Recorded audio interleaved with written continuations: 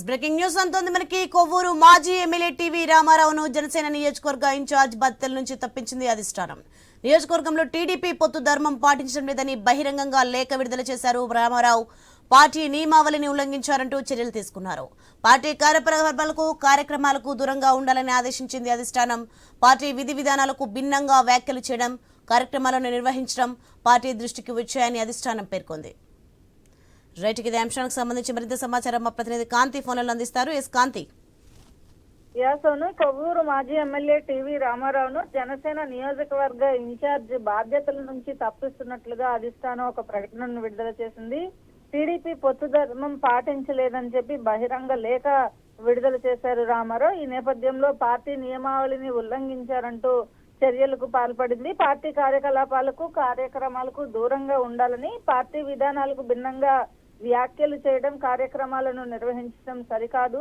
So party దృష్టికి ఇవన్నీ కూడా రావడం జరిగింది. ఈ నేపథ్యంలో అధిష్టానం తీసుకున్నటువంటి నిర్ణయాన్ని కి సంబంధించి అలాగే కూటమి స్ఫూర్తికి విఘాతం కలిగించేలాగా మీ చర్యలు ఉన్న కారణంగా మిమ్మల్ని పార్టీ ఇన్ఛార్జ్ బాధ్యతల నుంచి తక్షణమే తప్పిస్తున్నాము అంటూ రామారావుకు వేములపాటి అజయ్ కుమార్ ఒక లేఖను పంపించారు. తుది నిర్ణయం తీసుకునే వరకు పార్టీ కార్యకలాపాలకు దూరంగా ఉండాలని కూడా చెప్పడం జరిగింది. ఏదైతే కొవ్వూరు నియోజకవర్గం జనసేన పార్టీ సమన్వయకర్తగా ఉన్న నేపథ్యంలో ఆయన క్రమశిక్షణ చర్యలు తీసుకోవడం జరిగింది. అయితే పార్టీకి సంబంధించినంత వరకు కూడా ఎటువంటి ఉల్లంఘించినా కూడా ఖచ్చితంగా చర్యలు ఉంటాయంటూ ముందుగానే చెప్పిన నేపథ్యంలో కొవ్వూరు నియోజకవర్గంలోని సహకార సొసైటీల నియామకాల్లో అన్యాయం జరిగిందని టీవీ రావు ఆధ్వర్యంలో జనసేన పార్టీ నేతలు ఆందోళన చేశారు. కొవ్వూరు టోల్గేట్ వద్ద రాస్తారోకో కూడా నిర్వహించారు. ఈ నేపథ్యంలో పార్టీ విధానాలకు భిన్నంగా చేసినటువంటి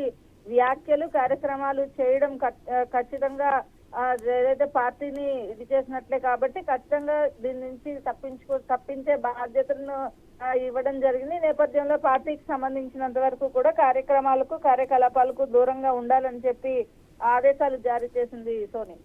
రైట్, థ్యాంక్ యూ కాంతి.